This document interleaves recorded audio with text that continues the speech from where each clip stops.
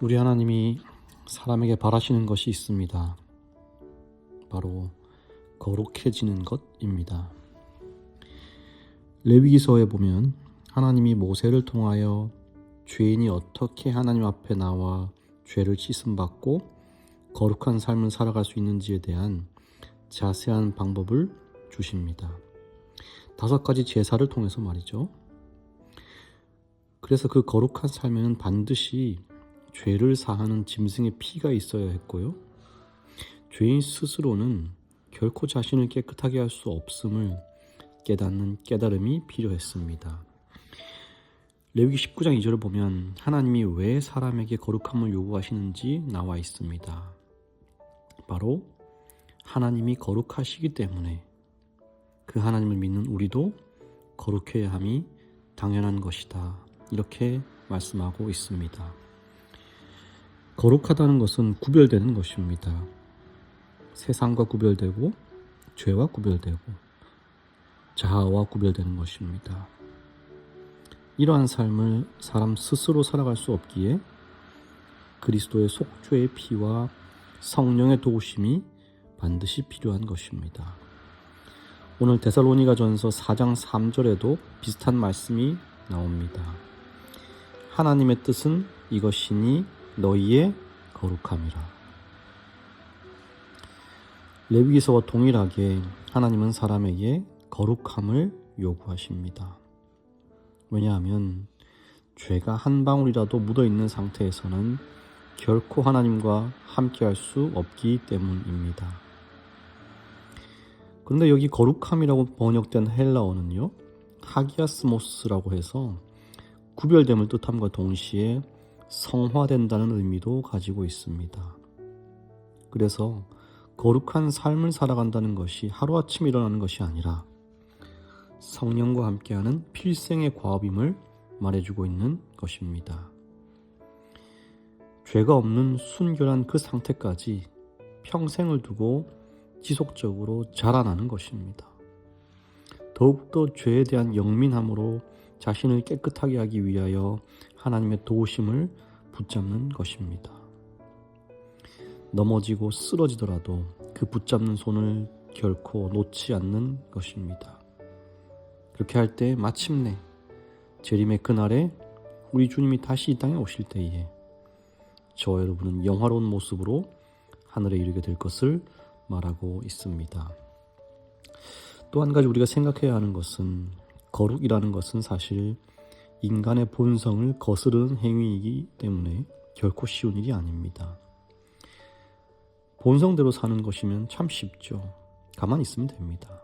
그러나 이 본성을 거스르는 일은 가만히 있어서는 되지 않습니다. 어떤 사람은 성향이 다혈질의 급한 성격을 갖고 태어나고요. 어떤 사람은 순종적이고 유순하게 태어납니다. 교회에서 사람들이 보기에는 누가 더 거룩한 사람 같아요? 네, 순종적이고 유한 성격을 가진 사람이 더 거룩해 보입니다. 그러나 그것은 겉모습만 보고 판단하는 것이죠. 사실은 진짜 거룩한 사람이라고 한다면 그 사람의 성격이 급하고 순하고를 떠나서 자신이 가진 죄된 자아를 바라볼 줄 알고 그것을 주님과 함께 이겨내고 버리고 뼈를 깎는 노력으로 죄와 대항하는 사람이 바로 거룩한 사람, 성화되는 사람인 것입니다. 그러니 사랑하는 성도 여러분, 우리가 거룩을 위하여 무엇보다 먼저 해야 할 일은 내가 얼마나 하나님 앞에 죄인인가를 알고 그것을 주님께 내려놓고 깨끗하여지도록 주님의 도우심을 구하는 것입니다. 다른 사람들은 내 속에 있는 이것이 얼마나 검은지 알지 못합니다. 그저 예의 있게 하고 문제 안 일으키고 법 잘 지키면 저 사람 참 좋은 사람이다라고 생각해요. 그러나 우리 주님은 그 사람의 속을 보십니다. 그리고 죄된 성향에서 얼마나 돌아서기를 원하는가를 보시는 것입니다. 부모님들이 아이에게 화가 날 때가 있습니다. 대부분 언제 화가 나냐면 자식에게서 내 모습이 드러날 때 화가 납니다. 나의 부족한 모습, 나의 죄된 모습, 내가 꼭 버리고 싶은 그 성향이 그대로 자식에게서 드러날 때 그때 불같이 화가 나는 것입니다. 그래서 밖에서 제 아무리 문제없고 말씀 전하는 목사이고 또 선하게 봉사하고 예의가 갖춘 그런 집사라고 하더라도 가정에서는요, 너무나도 형편없는 아빠인 경우가 참 많습니다. 바로 제가 그런 사람입니다.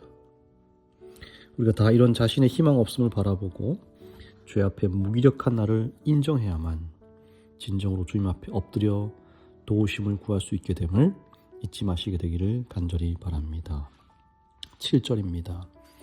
하나님이 우리를 부르심은 부정하게 하심이 아니요 거룩하게 하심이니.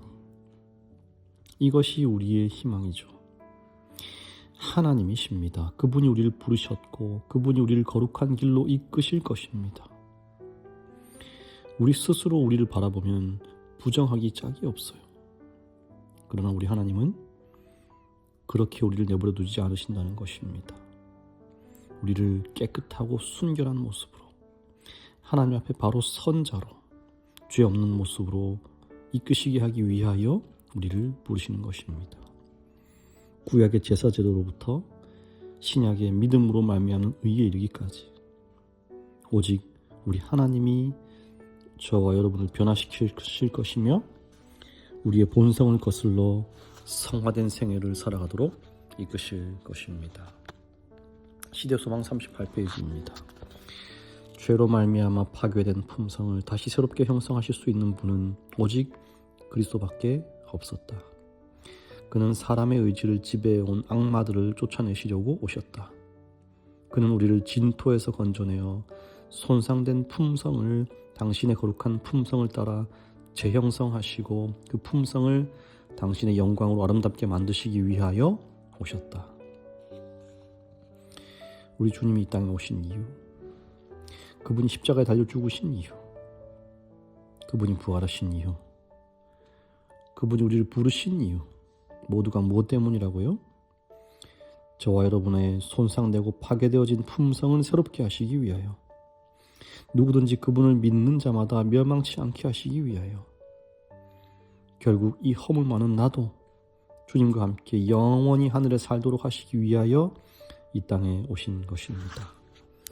사랑하는 성도 여러분, 우리가 이 땅에 살면서 해야 할 일이 딱 하나 있습니다. 바로 그분의 부르심과 이끄심에 믿음으로 순종하는 것입니다. 오늘 그분이 내 양심을 통하여서 다른 사람의 어떤 말과 행동을 통하여서 혹은 고난의 환경을 통하여서 우리에게 말씀하실 것입니다. 그 말씀이 들려올 때에 그것을 거부하지 않게 되기를 간절히 바랍니다. 그것을 용납하고 그분의 두드리심에 화답하는 우리 모두가 되기를 간절히 바랍니다. 목사와 복음교육자에게 보낸 권면 464페이지입니다. 이 말세에 하나님의 백성이 인간을 의지하고 육체로 그 권세를 삼는 것은 안전하지 못하다는 것이 반복해서 내게 보여졌다.